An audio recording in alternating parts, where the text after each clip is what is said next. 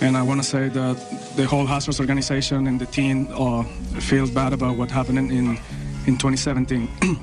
We especially feel remorse for the impact in our fans and the game of baseball.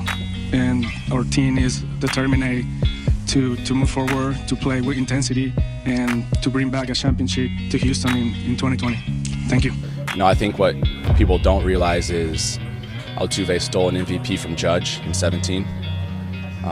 Everyone knows they stole the ring from us. Jose Altuve never cheated. And if you would have asked me years ago, I would have never said that statement. But after seeing some videos, after doing my own research, Jose Altuve isn't the guy that we should go after. If anything, we shouldn't go after anyone. But Jose Altuve is the least of them all. Being one of the shortest players in MLB currently, Jose Altuve has defied the odds and has gone to the major leagues and has achieved major success. If you look at his backstory and how he started and everything like that, coming up from Venezuela, not even owning a baseball and having to go out there and find a baseball, from being able to take that and learn as much as he can to develop his talent. And even though he's only 5'5", he was able to go out there and try out for Major League Baseball teams, even for the Yankees, and everyone else denied him, especially the Astros the first time around. The second time around, he didn't give up. He went the second day of tryouts and then started out again until he got discovered, and the Astros found a gem. An incredible story. And I know you don't want to hear that. You want to go right into the details as to why Jose Altuve isn't a cheater. But first, I had to tell you a little bit about his story. I'm sure each and every single one of you guys already know a little bit about the cheating scandal,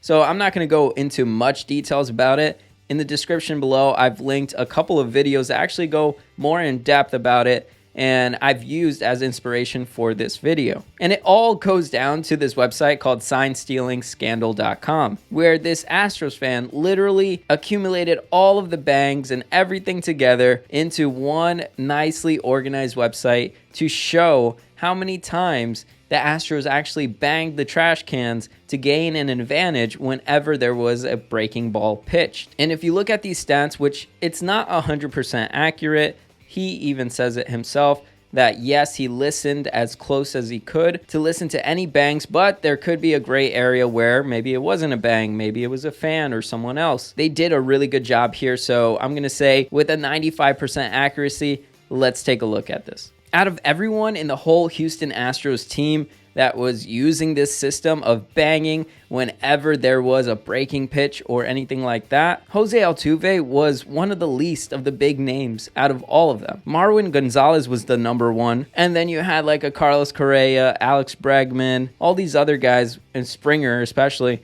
all these guys that are way ahead using it full on out, basically relying on it. But when we look at Jose Altuve, very, very few times. Literally 24 bangs out of 886 bangs. A 2.7% of the time. Literally nothing. And the explanation that I've gathered for myself is just literally Jose Altuve, that could have just been one of those things where the team was trying to force him to start using the bang since everyone else was doing it. Imagine you have your top players, Springer, Correa, Bregman, all using it, getting excited about it because they don't believe that they're breaking any rules. And then you have Jose Altuve that's like, no, I don't want to do that. Kept on trying it with him. And Altuve at one point just gave like a stare down to the dugout saying like, yo, stop, like literally with his look. And even after that one bang, you didn't hear anything after that. And then, of course, there would be other times where maybe you can look at the reasoning being that the person that's banging didn't know that it was Altuve up. And then after one or two bangs, they would stop. Even Andy Martino, who wrote the book Cheated, had to say this. And when Altuve would hear a bang, he would glare into the dugout. Teammates would look at one another and say, he doesn't want it. Plain and simple, Jose Altuve was totally against the bangs. Even Mike Fiers, the guy that exposed this whole thing to begin with, even he said a few players refused to participate. And of course, he didn't name Altuve, but a person that did name Altuve was Carlos Correa. Correa said that Altuve refused to use the banging system and that he would yell and get angry. I can imagine that, and seeing all these young guys going out there and basically banging and figuring it out. I mean, I can understand that too, where Altuve just didn't want anything to do with it, but he was reaping the benefits from these other players using it. Now we go into the buzzers. When we talk about the buzzers, we think about that Band-Aid or whatever that they put on their chest and then it vibrates, because after a certain period of time, the Astros had to get smarter, because everyone was starting to figure out, like, hey, the Astros are doing something, figuring out our signs, so we're going to have to change it. And a lot of MLB teams started doing that. Literally, after September 21st, that's when the Astros stopped using that. And just a side note, I actually ended up going to a game September 24th, and I did not hear any bangs. So when it came to these buzzers, basically everyone was saying that the Astros now switched on over from using the cameras in center field to decode the signs, and then to use the trash can, from all of that to going into buzzers. And trust me, I was one of the main people advocating that Jose Altuve and all these guys were using buzzers. But when we look at Jose Altuve and his infamous, no, don't take off my shirt thing, even Judge mimicked it at one point when he hit a home run. All of that combined, and with Jose Altuve hitting that home run to bring the Astros to the World Series against Chapman, and Chapman's infamous little smirk on his face, even after that, Jose Altuve was very sus, very suspicious at the fact that he just hit a game-winning home run. I think this was the first time ever in history we ever saw someone just say something like, hey, don't do this, don't take off my shirt. I've never seen it. You can let me know if you've seen that before. And I thought that was very suspicious.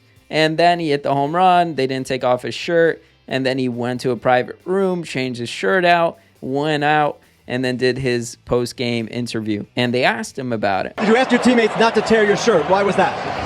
I don't know. I'm too shy. Last time they did that, I got in trouble with my wife. And yes, of course, he said, oh, yeah, no, it's, I'm a little shy. And, my wife doesn't like it, blah, blah, blah. And so he went with that story. He later ended up changing that story, saying that it was mostly about an unfinished tattoo that he didn't like. And on top of that, he was saying no camisa, which means like no shirt, like no, don't take it off. And this all could have stemmed from that Reddit user that predicted everything, basically, that the Astros were using something, and everyone just had that in their head that there was a buzzer or something like that. And it ended up being like a conspiracy theory, where not even after all the investigation, all the interviews of all the players and witnesses, no one ever said that there were buzzers. And MLB concluded that there was nothing like that. Can you assure us there were no buzzers or anything like that being Well, used? the commissioner, we got investigated for 3 months, and the commissioner's office did as thorough an investigation as anyone could imagine was possible. I mean, I know he mentioned the emails and the texts and the messages, and I believe them. Definitely, it was a weird situation for Altuve, where he was like, yeah, I got the tattoo, and everyone became obsessed about that tattoo and looking into his past and seeing if he took off his shirt before, and he did. And then they were looking at posts, hey, we don't see the tattoo here. But in the World Series, you do see the tattoo, and it's like right here, and you see the first letter. He does say that, oh, I got it in San Francisco, and everyone said, hey, but the Astros didn't play against the San Francisco Giants at any point, blah, blah, blah. It's just like the media just led with that most of the time. The Astros did play against the Oakland Athletics, and that's just like, what, a 20-minute drive to go to San Francisco? So it wasn't anything crazy for Jose Altuve, well, playing a game, and after the game, going and getting a tattoo. He did say it was 2 sessions, where most tattoo experts say, hey, look, that small tattoo does not take 2 sessions, but who knows? Maybe he just wanted to get the first part done because it hurt. Maybe he just hasn't had many tattoos before, and it hurts, and he was like, hey, let's save this for the next time or whatever. Everyone has different pain tolerance and all that. Could be something to think about. So that Band-Aid theory of buzzing and all that stuff, now I don't really look at it as like, yes, that really happened, because there's no proof. There's nothing that we can look at concrete and say that, yes, they were using. So we talked about the bangs, and we saw that Jose Altuve was denying it. He didn't want it from his teammates. His teammates were almost like peer pressuring him to use it, but every single time he said no. And then you look at the buzzers. Yes, Jose Altuve had one of the most clutch home runs against Chapman, where we can all admit Chapman sucks. If there's any other closer to do it, it would be Chapman, and we've seen that year after year. As Yankee fans, we've seen that before. So Chapman just sucked in that moment. Jose Altuve got a good pitch. he saw it, hit it. I don't think there was a buzzer there. I think it was a weird situation. I think Jose Altuve should have taken care of that situation a lot better, but I don't think he really understood how big this was going to get. And I think just his teammates were really going to rip off his shirt, and he just didn't want to show it off. But Jose Altuve ended up slumping horribly going into the next season after all this stuff. In 2020, in the playoffs, he was throwing some baseballs horribly from second base, and he had the case of the yips. He just couldn't get it down. A Gold Glover, and he couldn't even throw the ball in a simple play. I think that really cost the Astros from going to the World Series and possibly facing the Dodgers there. But can you blame Altuve? He had all the pressure in the world from all of MLB fans, everyone hating on the guy, everyone just throwing on full-on out hate. He was getting bullied out, basically, where even Yankee fans were saying F Altuve, even if he wasn't even anywhere around or playing or in the stadium.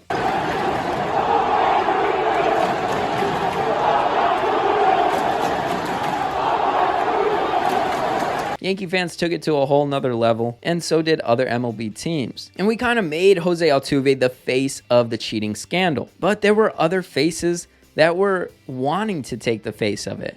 Whether you look at the Carlos Correa, at the Alex Bregman, at the Marwin Gonzalez, Springer. You look at all these guys are the true faces of that cheating scandal. Jose Altuve was just a guy, I feel like, that got stuck in between all of this. A guy that came from humble beginnings and rose up to stardom and got on a team where he didn't know how to get out of that situation. And what are you going to do in that situation? Are you going to rat out your teammates? Are you going to call Commissioner Manfred and say, hey, sir, my team is cheating. It's not illegal because there's no rules about it, and every other team is trying to find an advantage, but I think my teammates are cheating. No, you're not going to rat out. You're not going to be a snitch. You're not going to do that. You would say Jose Altuve is the captain of the Houston Astros if they had a captain. And Altuve should have taken charge, but he didn't. And that's what's happened. And we can't change the past. Altuve really took it to heart. And I was one of those people that were clowning Bregman, Verlander, and Altuve on my Instagram story, where to the point that I even noticed Altuve was watching my stories. I'm sure he was watching everyone's stories where he was tagged in, and he was taking in all that hate, all that negativity, and that's what probably led to him having the yips, struggling, or feeling all this pressure. To the point where Jose Altuve, now you can't even tag him on your story, even if it's a positive story. And for that, I apologize to Jose Altuve. It's time to forgive and move on, especially as Yankee fans or any other fan base, whether you look at the Dodgers or whoever else. It's time to forgive and move on. There's other faces that we could really look at, whether it's the Correas or the Bregmans, the people that really didn't handle the media attention that well and were the loudmouths of the cheating scandal. Or, like Bregman would say, no comment, or just say the same thing over and over again, which was super annoying. The commissioner made his report, and the Astros made their decision as well. Do you have any plans to address this? The commissioner made his report. But at least Altuve was there and was ready to face it and took it very, very well when it came to dealing with the media. You gotta have respect for a guy that has come from humble beginnings, from Venezuela, not having anything, to basically dominating Major League Baseball at the height that he's at. He's a true inspiration for people out there that are like, hey, I'm 5'5", I'm this, that. I don't think I can make it to the major leagues. Who's 5'5" that's in the major leagues? And then they can look at Jose Altuve, Dustin Pedroia. Look at some of these guys where they're like, wow, like I can be like them. And it gives inspiration to some of those guys or girls that want to achieve that dream and goal. Jose Altuve will always have this tainted in his legacy, but I don't think it should be that bad compared to other players on that Houston Astros team. I would say Jose Altuve took all the heat, and then he ended up just being a better player after this. Should the Houston Astros have cheated at all?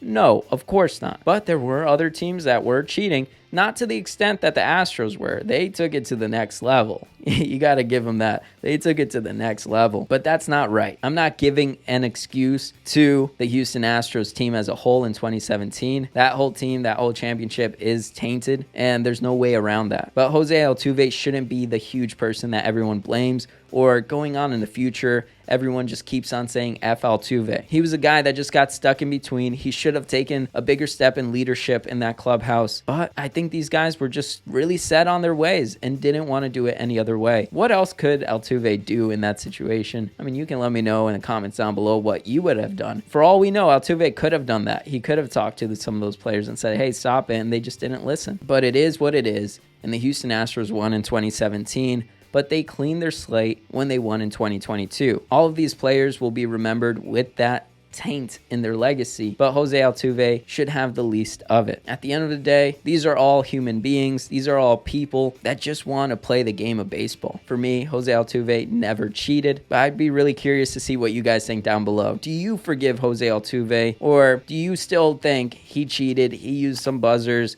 or he was using that 24 bangs to his advantage? Let me know in the comments down below. But besides that, thank you for watching. If you want to watch more baseball content like this, make sure to hit that subscribe button and like the video if you enjoyed. And I'll see you guys next time.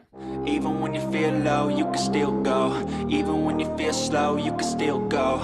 Even when there's no hope, you can still go. I never answer to no, man, I still go. Go, go.